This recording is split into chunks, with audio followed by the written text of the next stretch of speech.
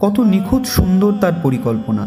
পরিপূর্ণ আমিত্ব বর্জন করে আত্মগোপন করে থাকা, চরম সংযম ও সুগভীর অন্তর্দৃষ্টি থাকলেই তা সম্ভব।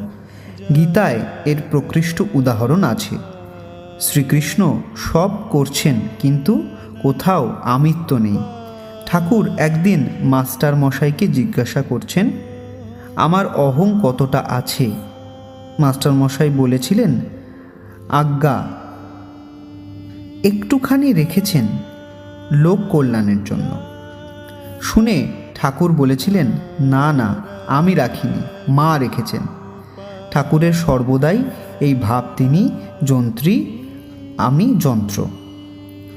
যন্ত্র থেকে সামান্যতম আমিটুকুও চলে গেলে তবেই তা নিখুঁত সুরে বাজবে। এমন নিঃশেষে অহংটুকু চলে যাওয়া এক অবতারের চরিত্রেই সম্ভব। বহু ভাব বৈচিত্র্যের অধীশ্বর সর্ব অভিমান